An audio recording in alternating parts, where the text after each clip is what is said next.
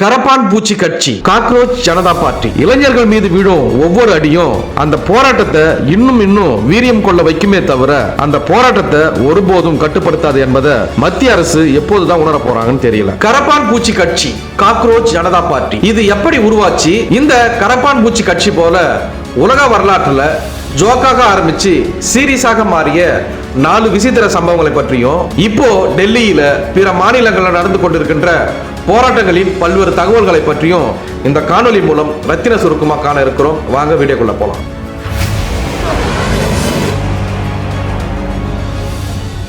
இன்னைக்கு தலைநகர் டெல்லியே ஸ்தம்பிக்க வச்சிருக்கிறது கரப்பான் பூச்சி கட்சியின் இளைஞர் படை. விவசாயிகளுடைய போராட்டத்துக்கு அப்புறம் மத்திய பாஜக அரசை மூச்சு முட்ட நிற்க வைத்திருக்கிறது இளைய சமுதாயத்தினர். நீட் தேர்வை ரத்து செய்ய வேண்டும், மத்திய கல்வி அமைச்சர் தர்மேந்திர பிரதான் பதவி விலக வேண்டும் என்ற 2 கோரிக்கைகளை முன்வச்சு இந்த போராட்டத்தை இளைஞர்கள் நடத்தி வராங்க. போராட்டம் நடத்தும் இளைஞர்களை காவல்துறையையும் மத்திய பாதுகாப்பு படையையும் வச்சு மாநில அரசும் மத்திய அரசும் எப்படி அடக்கி ஒடுக்க பாக்குறாங்க என்பதை நாடே பார்த்து கொண்டுதான் இருக்கு. இளைஞர்கள் மீது விழும் ஒவ்வொரு அடியும் இந்த போராட்டத்தை இன்னும் வீரியமாக்கி கொண்டிருக்கிறது. தன்னெழுச்சியான புரட்சியை வன்முறை வைத்து தீர்த்து விட முடியாது என்பதற்கு சான்றாகத்தான் இப்ப வரைக்கும் எல்லா மாநிலத்திலும் டெல்லியிலும் போராடி கொண்டிருக்கிறாங்க இளைஞர்கள்லாம்.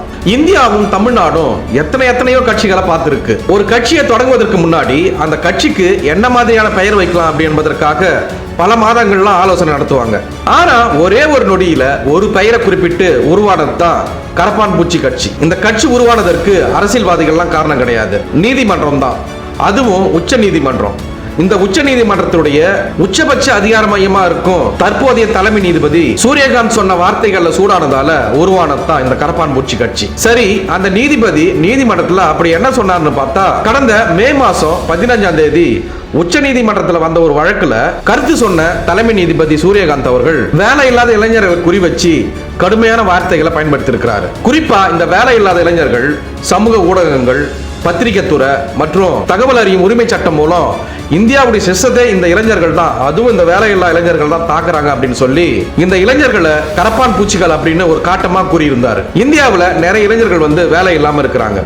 அப்படி வேலை இல்லாமல் இருக்கக்கூடிய இந்த இளைஞர்களை பற்றி கவலை தெரிவிக்க வேண்டிய இந்த உச்ச நீதிமன்ற தலைமை நீதிபதி வேலை இல்லாத இளைஞர்களுக்கு வேலை வாய்ப்பை ஏற்படுத்தி தர மத்திய அரசுகளுக்கும் மாநில அரசுகளுக்கும் வலியுறுத்த வேண்டிய இந்த தலைமை நீதிபதி அப்படி ஆப்போசிட்டா எதிர்மாறா வேலை இல்லா இளைஞர்களை கரப்பான் பூச்சிகள் அப்படின்னு சொன்னது மிகப்பெரிய பிரச்சனையா மாறிச்சு. இப்படி இந்த இந்திய இளைஞர்களை கேவலமா பேசியும் அவர்களை கரப்பான் பூச்சிகள் என்று தலைமை நீதிபதி விமர்சித்ததையும் தாங்கிக் கொள்ள முடியாத 30 வயதான இந்த அபிஜித் என்பவர் இந்த கோபத்திலேயே சமூக வலைதள பக்கத்தில் தொடங்கியதுதான் இந்த கரப்பான் பூச்சி கட்சி. அன்னைக்கு நீதிமன்றத்தில் ஒன்றுக்கும் உதவாத இளைஞர்கள் என்று விமர்சிக்கப்பட்டவங்க தான் இன்னைக்கு இந்தியாவின் அரசாங்கத்தின் அஸ்திவாரத்தை ஆட்டங்காண வச்சிருக்கிறாங்க. இவங்க கையில் எடுத்துள்ள முதல் பிரச்சனை நீட் தேர்வு தான். இந்த முதல் பிரச்சனையே தலைநகரான டெல்லியை ஸ்தம்பிக்க வச்சிருக்கு. அதே போல இந்தியா முழுவதும் உள்ள மாநிலங்களிலும் இந்த போராட்டம் பரவ தொடங்கி இருக்கு. இந்த அவமான சொல்ல இளைஞர்கள் தங்களுக்கு சாதகமா மாற்றி செயற்கை நுண்ணறிவு AI மூலம் கரப்பான் பூச்சியை அடையாள சின்னமாக உருவாக்குனாங்க. அதுக்கப்புறம் இந்த கட்சி சமூக வலைதளங்கள்ல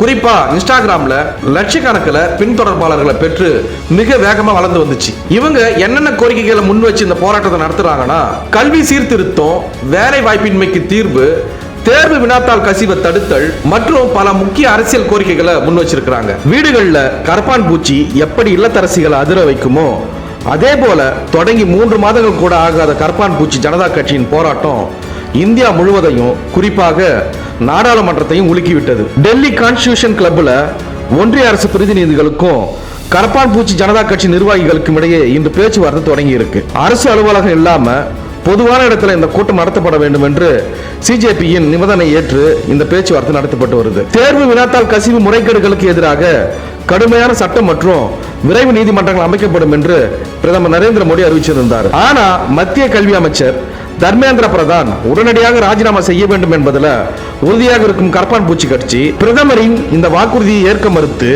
திட்டவட்டமாக நிராகரித்துள்ளனர் சிஜேபி கட்சியினர். டெல்லி ஜந்தர் மந்திரில் நடந்து வரும் இந்த போராட்டத்தின் தாக்கம் தமிழ்நாட்டிலும் எதிரொலிக்கிறது. நீட் தேர்வு முறைகேடுகள் மற்றும் வேலை வாய்ப்பின்மைக்கு எதிராக மதுரை, சென்னை, கோவை ஆகிய பகுதிகளில் வேலையற்ற கரப்பான் பூச்சிகளின் பேரணி என்ற பெயரில் நூற்றுக்கணக்கான தமிழ்நாட்டு இளைஞர்கள் மற்றும் மாணவர்கள் தன்னெழுச்சியாக வீதியில இறங்கி போராடி வராங்க. இது மட்டும் இல்லாம நாடாளுமன்றத்தின் 2 அவைகளும் இந்த பிரச்சனையால முடங்கி கடந்த 4 நாட்களா எந்த அலுவலும் நடக்கவே இல்லை. ஆக கரப்பான்பூச்சி ஜனதா கட்சி போராட்டம் டெல்லி மட்டும் இல்லாம நாடு முழுவதும் பெரிய அதிர்வை ஏற்படுத்தி விட்டது. ஊழலுக்கு எதிராக ஜந்தர் மந்திர்ல தொடங்கிய போராட்டம் எப்படி ஆம் ஆத்மி கட்சியை தோன்ற வைத்ததோ அதே போல நையாண்டி இயக்கமா தொடங்கப்பட்ட கரப்பான்பூச்சி ஜனதா கட்சி அனைவரின் கவனத்தையும் ஈர்க்கும் அரசியல் கட்சியாக உருவெடுக்குமா என்பது போக போகத்தான் தெரியும். அது மட்டும் இல்லாம இந்த கரப்பான்பூச்சி கட்சி தொடக்கத்துல ஒரு ஜோக்காக மட்டுமே ஆரம்பிக்கப்பட்டது. இப்படி இந்த கரப்பான்பூச்சி கட்சி போல ஜோக்காக ஆரம்பிச்சு சீரியஸாக மாறிய 4 விசித்திர சம்பவங்களை பற்றி தொடர்ந்து பார்க்க போறோம். அரசியல் களத்திலோ அல்லது போராட்டங்களிலோ சில பெயர்களோ அல்லது அடைமொழிகளோ ஆரம்பத்துல வெறும் கிண்டலுக்காக மட்டுமே பயன்படுத்தப்படும். என்னப்பா இது இவ்வளவு ஃபன்னியா இருக்கு அப்படின்னு சொல்லி நம்ம கடந்து போகின்ற சில விஷயங்கள் தான் பிற்காலத்துல அரசாங்கத்தை நடுங்க வைக்கும் ஒரு ஆயுதமாக மாறப்போகுதுன்னு யாருமே எதிர்பார்க்கறதே கிடையாது. தற்போதைய கரப்பான அரசியல் விவாதங்கள் ஆரம்பத்துல நமக்கு ஒரு விசித்திரமா தோன்றி இருக்கலாம். ஆனா இப்ப இருக்கிற சூழ்நிலையை பார்த்தா அப்படியே தலைகீழா மாறி போயிருக்கு. இந்த கட்சி போல உலக வரலாற்றுல சில விஷயங்களை திரும்பி பார்த்தா ஜோக்காக ஆரம்பிச்ச சில விஷயங்கள் சீரியஸா மாறி போயிருக்கு. இதுல ஜோக்காக ஆரம்பிச்சு சீரியஸாக முடிந்து உலக வரலாற்றை திரும்பி பார்க்க வச்ச விஷயங்கள்ல முதல் சம்பவம் என்னன்னு பார்த்தோம்னா 1963 வருஷத்துல கனடாவில் மிகப்பெரிய எழுத்தாளர்களும் சாமானிய மக்களும் ஒரு கட்சியை தொடங்கினாங்க. அந்த கட்சியின் பெயர் தான் ரினோசிரோஸ் கட்சி. காண்டா மிருகம் ஒரு முட்டாள் மிருகம். அது பார்ப்பதற்கு மிக விகாரமா இருக்கும். அது மட்டும் இல்லாம அதோட தோல் மிக கடினமா இருக்கும். இந்த காண்டாமிருகம் போலதான் இந்த அரசியல்வாதி இருக்கிறாங்க அப்படின்னு சொல்லி கிண்டல் செய்வதற்காகவே இந்த ரினோசிரோஸ் என்ற விசித்திர கட்சி ஆரம்பிக்கப்பட்டது. இந்த கட்சியை இவங்க ஆரம்பிச்சதோடு இல்லாம என்னென்ன வாக்குறுதிகளை கொடுக்குறாங்கன்னா, நாங்க ஆட்சிக்கு வந்தா புவியீர்ப்பு விசையை ரத்து செய்வோம், கனடாவுடைய தேசிய கடனை தீர்க்க விசா கார்டுல ஸ்வைப் பண்ணுவோம் அப்படின்னு இப்படி இவங்களுடைய தேர்தல் வாக்குறுதிகள் எல்லாமே முழுக்க முழுக்க நகைச்சுவையாகவே இருந்துச்சு. அதே போல அந்த கனடா மக்களுக்கே தெரியும் இவருடைய தேர்தல் வாக்குறுதி எல்லாம் நிறைவேறாது, நிறைவேற்ற முடியாது அப்படின்னு. யாராவது புவியீர்ப்பு விசையை ரத்து செய்ய முடியுமா? அதே போல விசா கார்டுல ஸ்வைப் பண்ண முடியுமா? எதுவுமே நடக்காதுன்னு தெரிஞ்சும் ஆனா அந்த கனடா மக்கள் ஒரு வேலையை பண்ணாங்க. இதுல ஆச்சரியமான விஷயம் என்னன்னா, அந்த நாட்டுல ஏற்கனவே இருந்த பிரதான கட்சிகள் மீதும் ஏற்கனவே இருந்த அரசியல்வாதிகள் மீதும் இருந்த கோபத்துல இவங்க இந்த கட்சியை சீரியஸா எடுத்துக்கிட்டு இந்த கட்சிக்கு அதிகப்படியான வாக்குகளை செலுத்தி பல தேர்தல்கள்ல இக்கட்சி கணிசமான வாக்குகளை வாங்கி கொண்டே இருந்தாங்க.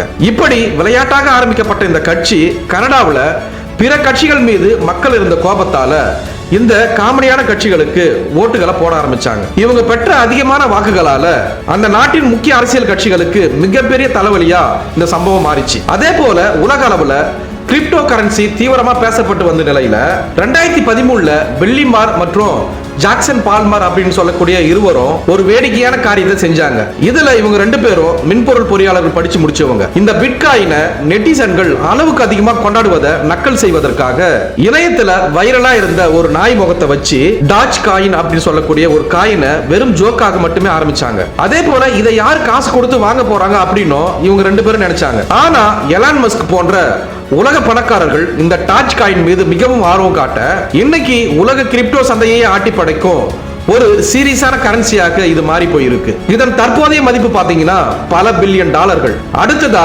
அமெரிக்காவில் நெவேடாவில் இருக்கும் ஏரியா 51 என்ற ராணுவ ரகசிய பகுதியில வேற்று கிரகவாசிகள்லாம் நிறைய பேர் அங்க அடக்கி வைக்கப்பட்டிருக்கிறாங்க அப்படின்னு ஒரு வதந்தியும் தொடர்ந்து வந்து கொண்டே இருந்துச்சு. அதுக்கப்புறம் 2019 மேட்டி ராபர்ட்ஸ் அப்படின்னு சொல்லக்கூடிய இளைஞர் என்ன பண்றாருன்னா, பேஸ்புக்ல வாங்க எல்லாரும் ஒன்னா சேர்ந்து ஏரியா 51 இருக்கிற ஏலியன்ஸை போய் பார்க்கலாம் அப்படின்னு சொல்லி விளையாட்டா ஒரு பக்கத்தை ஒன்று ஆரம்பிக்கிறார் பேஸ்புக்ல. அதே போல நரோட்டோ ரன் என்ற கார்ட்டூன் ஓட்டப்பாணியில ஓடனா ராணுவத்துடைய துப்பாக்கி குண்டுகள் நம்ம துளைக்காது அப்படின்னு சொல்லி நக்கலா ஒரு பதிவும் போடுறாரு. சும்மா ஜோக்குக்காக ஆரம்பிக்கப்பட்ட இந்த விசித்திர பக்கத்துல 20 லட்சத்துக்கும் மேற்பட்ட மக்கள் நானும் வருகிறேன் என்று அதில் இணைந்தாங்க. இப்படி இந்த விஷயம் ரொம்ப சீரியஸ் ஆகி அமெரிக்க ராணுவமே உள்ளே யாராவது வந்தா துப்பாக்கி சூடு நடத்தும் அப்படின்னு அதிகாரப்பூர்வமா அவசர எச்சரிக்கை விடுக்கும் அளவுக்கு அமெரிக்காவையே ஒரு ஜோக்காக மாற்றியது இந்த சம்பவம். இப்படித்தான் தமிழ்நாட்டிலும் கூட ஆரம்பத்துல சமூக வலைதளங்கள்ல வெறும் கிண்டலுக்காகவும் நக்கலுக்காகவும் உருவாக்கப்பட்ட மீம்ஸ்கள் மற்றும் ஹேஷ்டேக்குகள் என்று பிரதான கட்சிகளுடைய தேர்தல் வெற்றியை தீர்மானிக்கும் மிக சீரியஸான பிரச்சாரமாக இது மாறி இருக்கு. முன்பெல்லாம் மேடையில மட்டுமே பேசப்பட்ட அரசியல் விமர்சனங்கள் இன்னைக்கு பாத்தீங்கன்னா சாதாரண இளைஞர்களுடைய நக்கல் பதிவு மூலம் ட்ரெண்டாக்கப்பட்டு அரசாங்கத்துடைய கொள்கை முடிவுகளையே மாற்ற வைக்கும் அளவிற்கு தீவிரமடைந்துள்ளது. இதே போல உலகில் நடக்கக்கூடிய பல்வேறு சுவாரஸ்யமான தகவல்களை புது புது செய்திகளை உடனுக்குடன் தெரிந்து கொள்ள எங்களுடைய தமிழ் களஞ்சியம் சேனலை பின்தொடருங்க. மேலும் இதே போன்று பல்வேறு சுவாரஸ்யமான தகவல்களை அடுத்த காணொலி மூலம் விரிவா பார்க்கலாம். நன்றி.